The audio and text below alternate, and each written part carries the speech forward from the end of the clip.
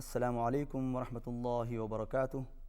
القرآن پروگرام کے ساتھ آپ کی خدمت میں حاضر ہیں۔ میں ہوں آپ کا میزبان قاری سید صداقت علی۔ پاکستان ٹیلی ویژن کا یہ خاصہ رہا ہے کہ مذہبی پروگراموں کو ہمیشہ بڑی فوقیت اور اہمیت حاصل رہی ہے۔ القرآن پروگرام پچھلے سال سے پاکستان ٹیلی ویژن سے پیش کیا جا رہا ہے، جس سے نہ صرف پاکستان بلکہ پوری دنیا میں لاکھوں لوگوں نے قرآن پاک پڑھنا سیکھا اور اس سے استفادہ کیا۔ ناظرین سامعین، یہی پروگرام جدید تقاضوں اور نئے اسلوب کے ساتھ ایک مرتبہ پھر آپ کی خدمت میں پیش کیا جا رہا ہے۔ میں آج نئے طلباء اور طالبات کے ساتھ آپ کی خدمت میں حاضر ہوں۔ ناظرین سامعین، ارشاد ربانی ہے وَرَتِّلِ الْقُرْآنَ تَرْتِيلًا، کہ قرآن پاک کو خوب ٹھہر ٹھہر کر پڑھو۔ اس سے مراد یہ ہے کہ قرآن پاک کو صحت لفظی کے ساتھ، مخارج و صفات کے ساتھ پڑھیں تاکہ قرآن پاک کو احسن طریقے سے پڑھا جا سکے۔ میں سمجھتا ہوں کہ علم التجوید، احکام التجوید کے ساتھ قرآن پاک کو پڑھنا بڑا ضروری ہے، اور اس علم کا جاننا بہت ضروری ہے، کیونکہ بعض مرتبہ یہ ہوتا ہے کہ ذرا سی بھی احتیاط نہ برتنے سے معانی بدل جاتے ہیں۔ اس کی مثال ایسے ہے کہ قل هو اللہ احد، اس کا معنی ہے کہ کہہ دیجئے اللہ ایک ہے، اور اگر احتیاط نہ کی جائے اور یوں پڑھا جائے قل هو اللہ احد، تو اس کا معنی ہوگا کہ کھو اللہ ایک ہے، اور بظاہر معمولی سا فرق ہے پڑھنے میں، مگر معانی کتنے بدل گئے۔ اس لیے اس علم کا جاننا بہت ضروری ہے۔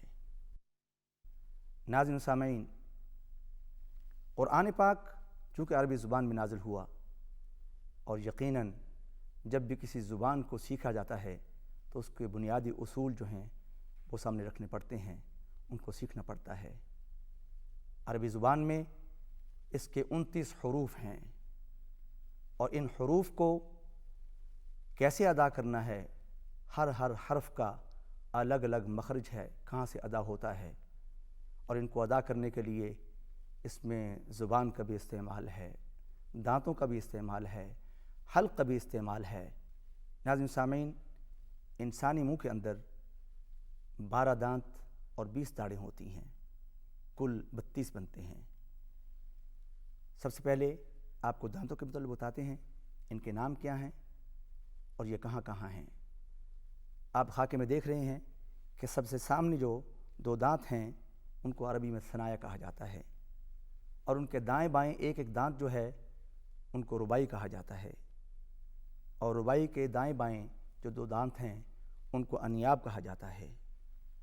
اس طرح یہ 6 دانت اوپر والے اور 6 دانت نیچے والے مل کر 12 بن جاتے ہیں۔ اس کے ساتھ ہی پھر داڑھوں کا ذکر آتا ہے۔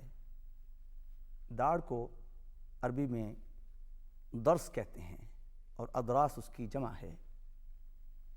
انیاب کے ساتھ جو پہلی 2 داڑھیں ہیں ان کو ضاحک کہا جاتا ہے، اور ضاحک کے ساتھ جو دائیں بائیں 3 داڑھیں ہیں ان کو طواحن کہا جاتا ہے، اور آخر میں جو ایک ایک داڑھ دونوں طرف بچتی ہے ان کو نواجذ کہا جاتا ہے۔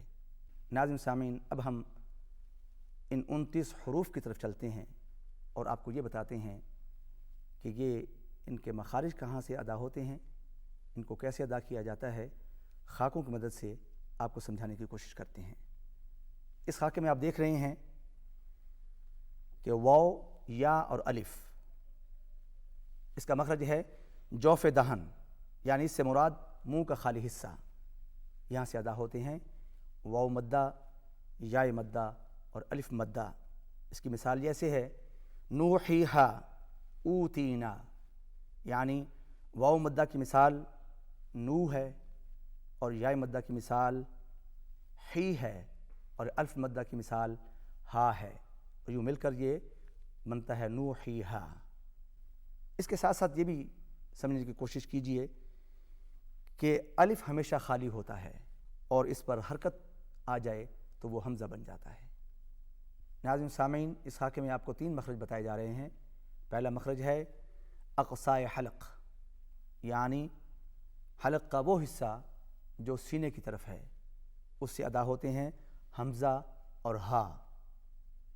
اس کے بعد ہے وسط حلق، حلق کا درمیانی حصہ، یہاں سے عین اور ہا ادا ہو رہے ہیں۔ اس کے بعد ہے ادنائے حلق، یعنی حلق کا وہ حصہ جو منہ کی جانب ہے، اس سے غین اور خا ادا ہو رہے ہیں۔ اس کے بعد ہے قاف کا مخرج، آپ دیکھ رہے ہیں، شکل آپ کو نظر آ رہی ہے۔ اس کا مخرج ہے زبان کی جڑ اور لحات۔ لحات کس کو کہتے ہیں؟ ایک چھوٹا سا گوشت کا ٹکڑا جس کو ہم کوا بھی کہتے ہیں، وہ ہے، یہاں سے قاف ادا ہوتا ہے۔ اس کے بعد ہے کاف۔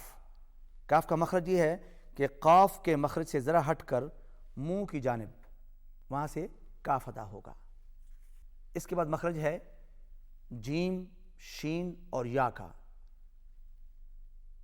اس کا مخرج ادا ہوتا ہے کہ زبان کا بیچ اور اس کے مقابل اوپر کا تالو، یعنی زبان کا درمیانی حصہ اور اس کے مقابل اوپر کا تالو، یہاں سے جیم، شین اور یا ادا ہوتے ہیں۔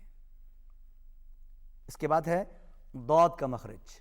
ضاد کا مخرج خاصا مشکل مخرج ہوتا ہے، اس کو ادا کرنا خاصا مشکل ہوتا ہے، اور اس کا مخرج کہاں سے ہے کہ زبان کی کروٹ اور اوپر کے داڑوں کی جڑ، زبان کی کروٹ اور اوپر کے داڑوں کی جڑ، یہاں سے جو ہے ضاد ادا ہوتا ہے۔ رومن ورڈک کے اندر یا انگریزی زبان کے اندر جب اس کو لکھا جاتا ہے تو کہیں پر یہ زیڈ کے ساتھ لکھا جاتا ہے اور کہیں پر یہ ڈی کے ساتھ لکھا جاتا ہے۔ اس کے بعد مخرج ہے لام کا، آپ دیکھ رہے ہیں، لام کا مخرج طرف لسان بما کچھ حصہ حافہ، ثنایا سامنے کے دانت، ربائی، انیاب اور دواحک، یہ جو سامنے دانت ہیں اب نظر آ رہے ہیں آپ کو، ان کے مسوڑوں پر زبان لگے گی تو یہ لام ادا ہوگا۔ اس کے بعد مخرج ہے نون کا۔ نون کا مخرج ہے ثنایا، ربائی اور انیاب کے مسوڑے اور زبان کا کنارہ، یعنی سامنے جو آپ کو دانت نظر آ رہے ہیں ان کے مسوڑوں میں زبان لگے گی، یعنی زبان کا کنارہ لگے گا تو نون ادا ہوگا۔ اب اس کے بعد ہے را کا مخرج۔ را کا مخرج ہے طرف لسان مع پشت زبان اور ثنایا اور ربائی کے مسوڑے، اس سے را نکلتی ہے۔ اس کے بعد ہے طا، دال اور تا، طا، دال، تا۔ اس کا مخرج یہ کہاں سے ادا ہوتے ہیں؟ زبان کی نوک اور ثنایا علیہ کی جڑ، یعنی سامنے والے جو دانت ہیں ان کی جڑ میں زبان لگے گی تو یہ تینوں حروف ادا ہوں گے۔ اس کے بعد ہے ظا، ذال اور ثا۔